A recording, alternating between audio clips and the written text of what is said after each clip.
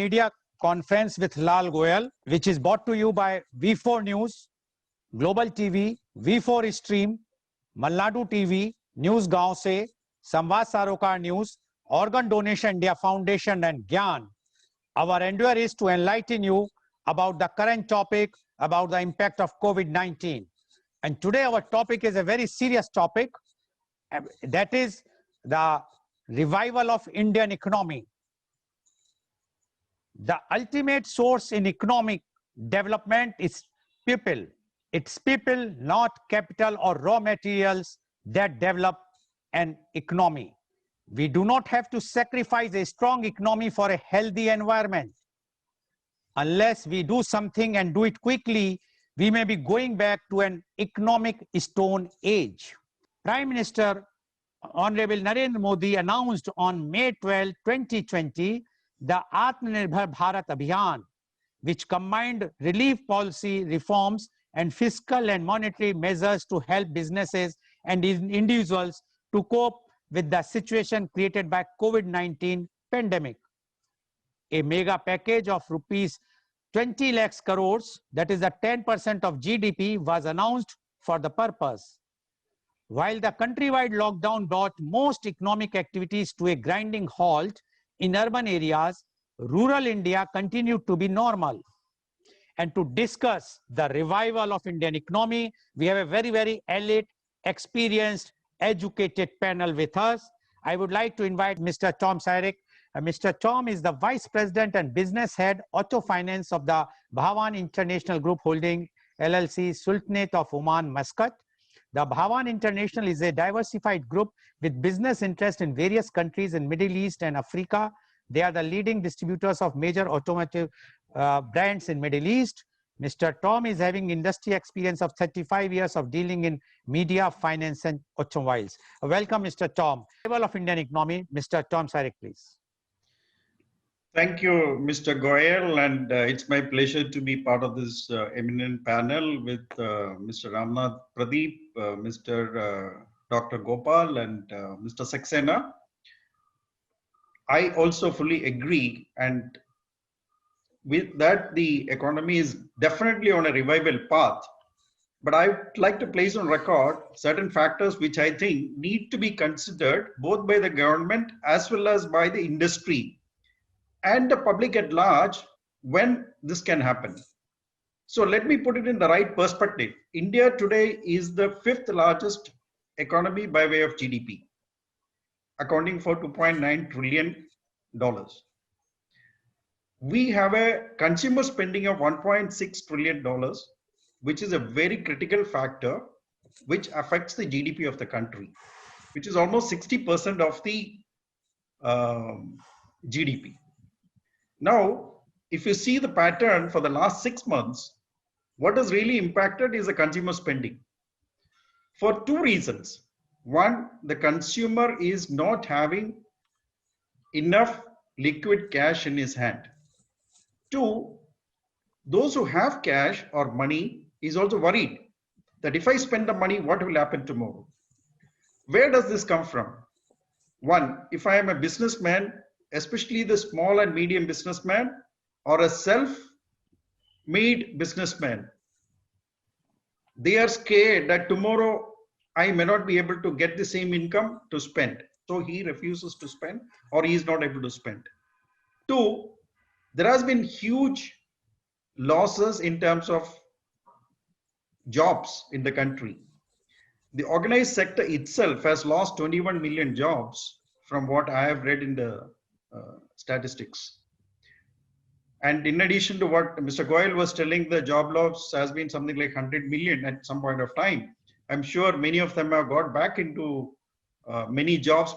If I am worried that I may lose my job tomorrow because I have seen my neighbor losing the job, so I try to preserve the money. So to bring back, you need to actually build a confidence in the minds of the consumer.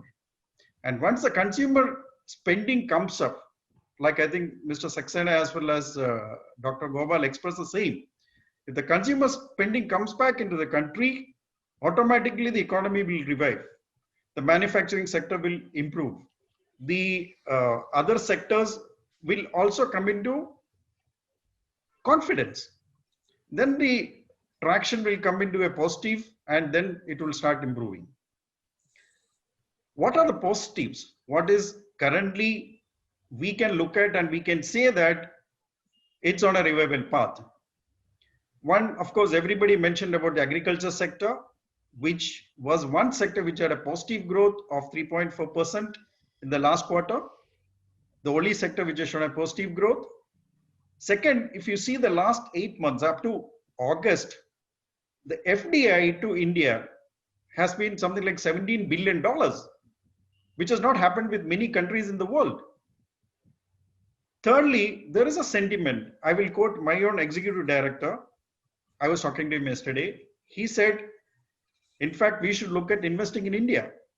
So there is a positive sentiment in many of the business people, even outside of India, saying that, yes, this is an opportunity probably for us to invest in India.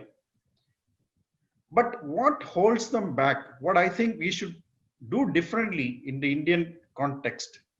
One, the government has taken right steps, which all of the panelists have already explained. There is an intention, but there is a worry on the part of the businessmen or from people from outside when it comes to execution. So there is a gap between what is the intention and what is the execution. It is there in all sectors in India.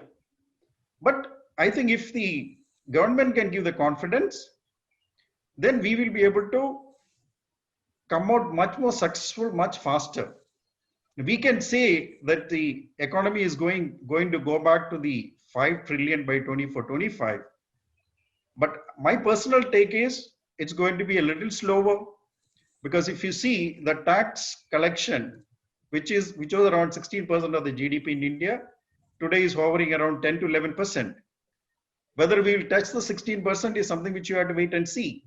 So if the tax collection is less, naturally there will be pressure on the government in terms of available resources to invest. We can talk about investing in infrastructure, but government also need to have the available resources.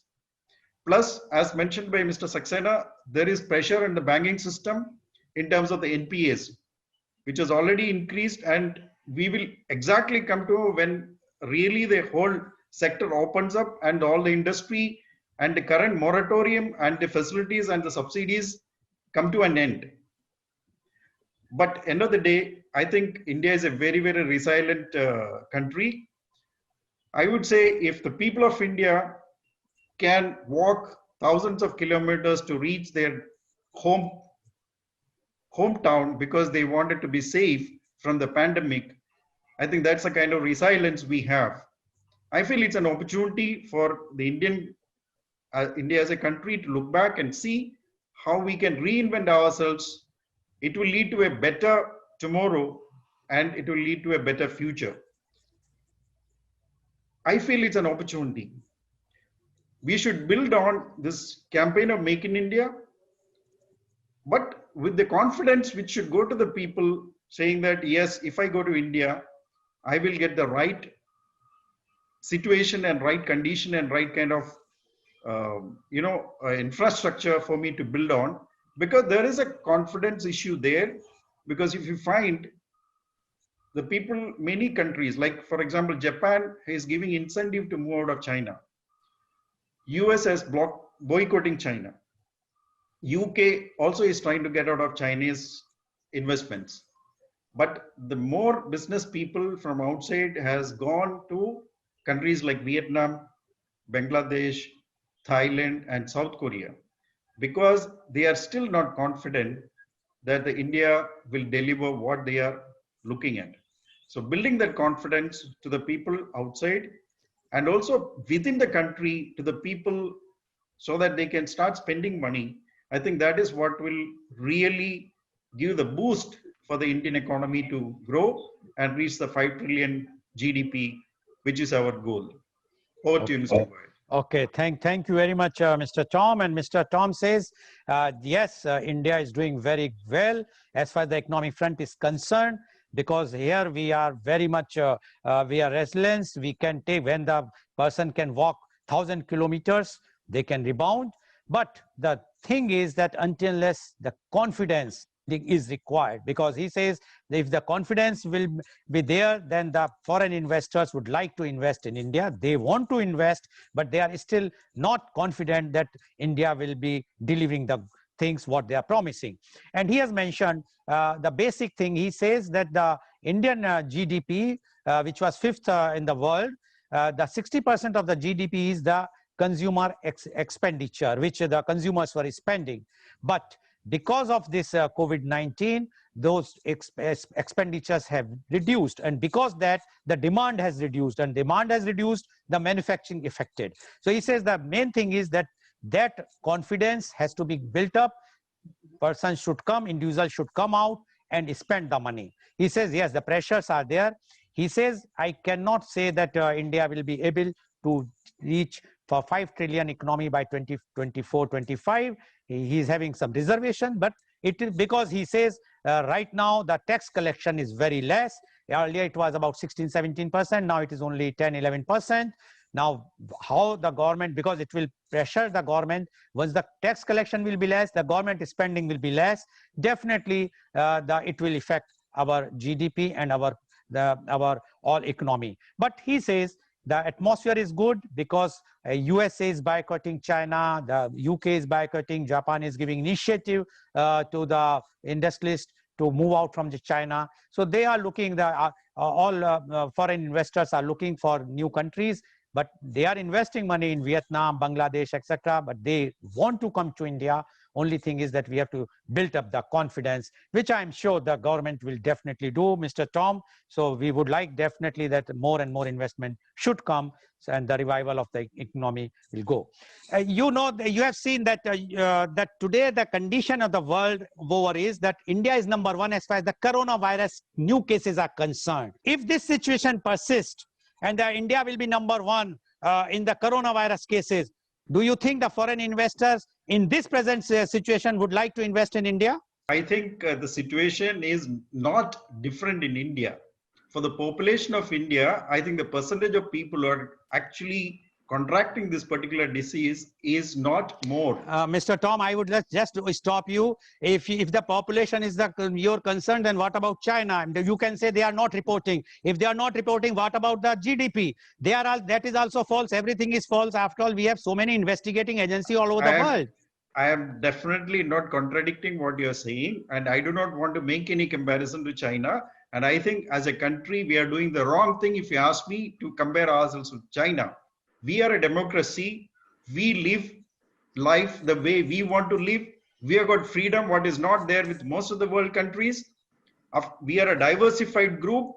We have not acted the way China has acted. I think if we had started acting the way China has been acting from the day we got independence, we would have been different. But I wouldn't be sitting and talking to you the way I'm talking today. So I feel even with the pandemic, the way the government is taking action, and the foreign investors will definitely come. Why I'm telling you, look at our stock market, which has climbed almost back to the pre-pandemic time, which has not happened with most of the stock markets in the world. Every country in the world today is accepting the new normal. The world is learning to live with the new normal. Okay. So I think India is not different in that sense. And okay. I think every country accepts, and they have understood. In fact, our country is waiting for Indian government to open up for flights to land on a commercial basis.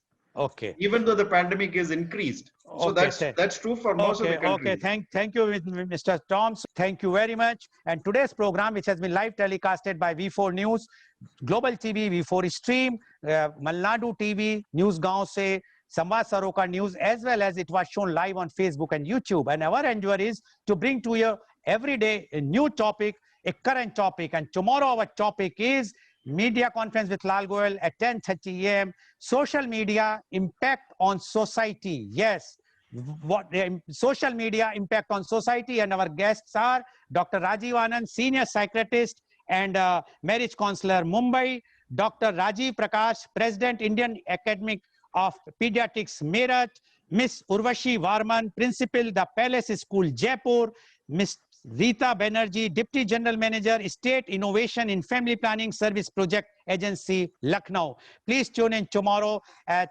10:30 a.m. to watch Media Conference with Lal Goyal. Thank you, Mr. Tom, for joining us, and thank you all the viewers for joining us.